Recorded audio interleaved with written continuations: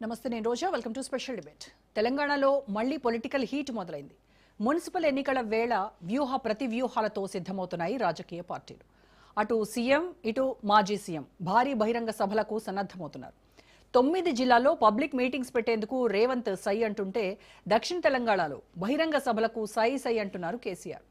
ప్రజాక్షేత్రంలో ఇరువురు అగ్రనేతల రణభేరీ మోగనుంది. త్వరలో జరగబోయే పుర పోరులో పైచేయి ఎవరిది? గ్రామాల్లో మాదిరిగానే హస్తం హవా కంటిన్యూ అవుతుందా? పట్నం రోడ్లపై గులాబీ కారు జోరు ఖాయమా? పట్టణ ఓటర్లు పట్టం కట్టేదెవరికి? అర్బన్ టార్గెట్ పై ఇవాల్టి స్పెషల్ డిబేట్.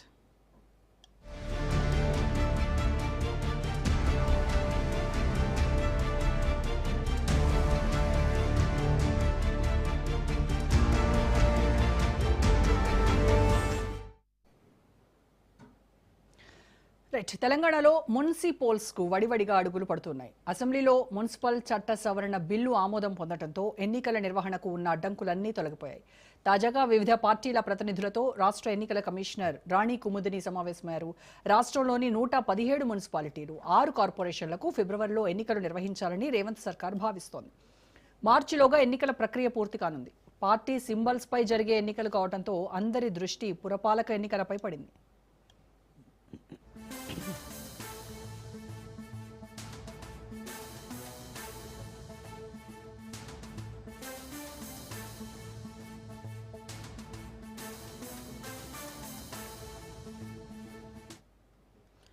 ఇప్పటికే కాంగ్రెస్, బీఆర్ఎస్, బీజేపీ నేతలు బస్తీ బాట పట్టారు. పంచాయతీ ఎన్నికల్లో మెజారిటీ సర్పంచ్ సీట్లను గెలిచిన కాంగ్రెస్ అదే ఊపుతో మున్సిపాలిటీలపైన 3 రంగుల జెండా ఎగరేయాలని ఉత్సాహంతో ఉంది.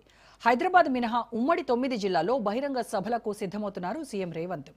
ఫిబ్రవరి 3 నుంచి 9 వరకు నిర్వహించే సభల్లో ఆయన పాల్గొంటారు.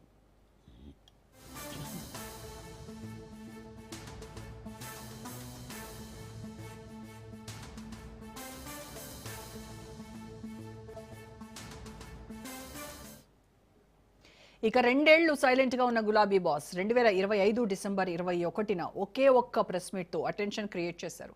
ఇన్నాళ్లు ఒక లెక్క, ఇకపై మరో లెక్క అంటూ గళమెత్తారు కేసీఆర్. పాలమూరు రంగారెడ్డి ప్రాజెక్టులో తీవ్ర అన్యాయం జరిగిందంటూ మహబూబ్ నగర్, రంగారెడ్డి, నల్గొండ జిల్లాల్లో బహిరంగ సభలకు సిద్ధమవుతున్నారు. గులాబీ దళపతి సంధించిన ప్రశ్నలతో రేవంత్ సర్కార్ షేక్ అయింది. సాధారణంగా అధికార పక్షం ఎజెండాను నిర్దేశిస్తుంది, ప్రతిపక్షం దాన్ని అనుసరిస్తుంది. కానీ కేసీఆర్ ప్రెస్ మీట్ తో పరిస్థితి తారుమారైంది. నీళ్ల ఎజెండా చుట్టూనే అసెంబ్లీలో చర్చలు జరిగాయి. ముఖ్యమంత్రి మాటలు ఇరు రాష్ట్రాల్లో అగ్గిరాజేశాయి.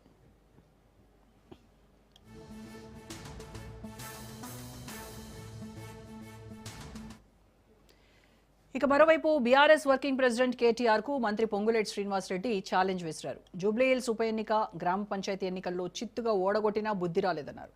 దమ్ముంటే ఖమ్మం జిల్లాకు వచ్చి పోటీ చేయాలని కేటీఆర్ను కోరారు పొంగులేటి. కాంగ్రెస్ గెలిచిన 6 నెలలకే తమ ప్రభుత్వాన్ని పడగొట్టేందుకు ప్రయత్నించారని ఆయన సంచలన ఆరోపణలు చేశారు.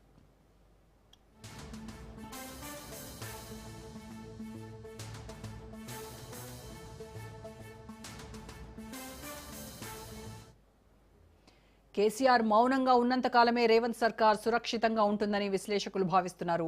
ఆయన ఒక్కసారి బయటకొచ్చి ప్రశ్నిస్తే తెలంగాణ ఉద్యమకారులు, మేధావులు, రైతులు మళ్లీ ఏకమయ్యే అవకాశం ఉంది. రాబోయే బహిరంగ సభలతో కేసీఆర్ యాక్టివ్ అయితే రేవంత్ మరింత యాక్టివ్ అవ్వడం ఖాయం. 10 ఏళ్ల అనుభవం ఉన్న నాయకుడు సంధించే అస్త్రాలకు ప్రభుత్వం ఏ విధంగా సమాధానం చెబుతుందనే ఉత్కంఠ సర్వత్రా నెలకొంది.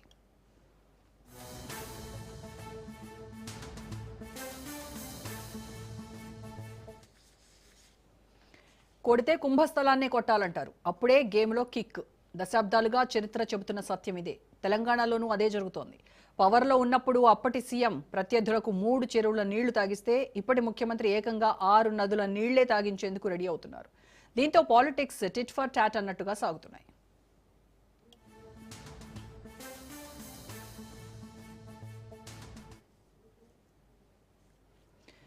అర్బన్ టార్గెట్ ఇదే అంశంపై ఇవాళ డిబేట్లో మాట్లాడదాం. దానికంటే